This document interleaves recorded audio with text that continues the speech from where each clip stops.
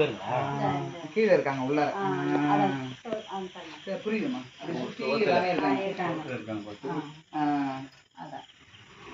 ஓ 70 பேர் அந்த சுவத்துல இருக்காங்க. அதாவது அதுக்கப்புறமா பொய் சொல்லிட்டாங்கன்னு நானும் தீல இறங்குறன்ற மாதிரி அவரும் இறங்கிட்டாரு.